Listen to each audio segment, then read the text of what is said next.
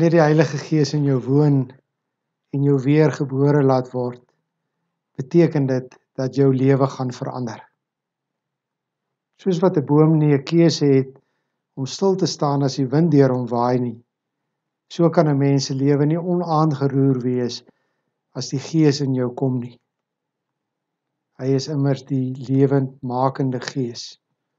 Baie hartlik welkom by ons reeks aangesprekke oor die Heilige Gees.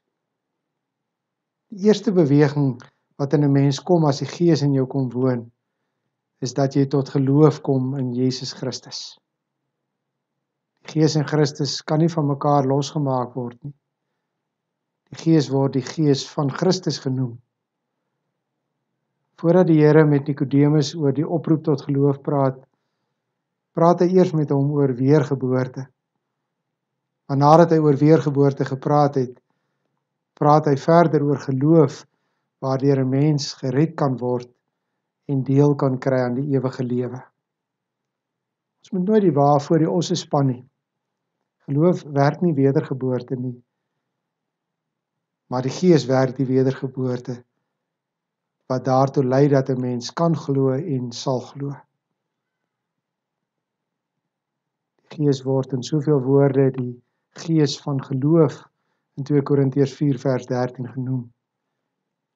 Hy werk geloof wat lewe gee.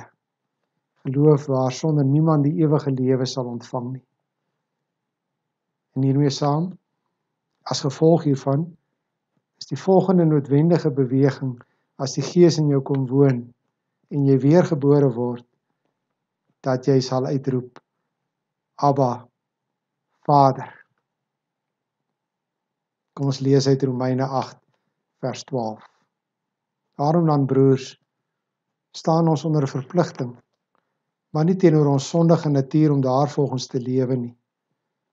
As julle julle lewe deur die sondige natuur laat beheers, gaan julle die dood tegemoet, maar as julle deur die Gees 'n einde maak aan julle sondige praktyke, sal julle lewe. Almal wat hulle deur die Gees van God laat lei, is kinders van God. Die Gees wat aan julle gegee is, maak julle nie tot slawe nie en laat julle nie weer in vrees lewe nie. Nee, julle het die Gees ontvang wat julle tot kinders van God maak en wat ons tot God laat roep. Abba, dit beteken Vader. Hierdie Gees gestuig saam met ons gees dat ons kinders van God is. En omdat ons kinders is ons ook erfgename. Ons is erfgename van God. Erfgename saam met Christus. Aangesien ons deel het aan sy lyding, sal ons ook deel hê aan sy heerlikheid. Net soos die Gees nie losgemaak kan word van die Seun nie, kan hy ook nie losgemaak word van die Vader nie. Hy is die Gees van God. Hy gaan uit van Vader en Seun. God is in Christus, my Vader. En dis die Heilige Gees wat my dit laat uitroep. Vader, Papa, die een wat omgee, die een wat versorg en beskerm, die een wat my soos 'n geliefde kind hanteer, my bemoedig en my vermaan, my aanmoedig en my soms stigtig. Die een wat vir my veel meer die goeie gee as wat 'n aardse pa of ma kan dink of doen. Die een wat sy Heilige Gees gee aan die wat hom vra. Lukas 11 vers 13. Liewe weergeborene,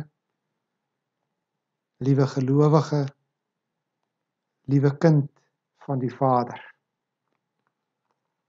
Goeienaand.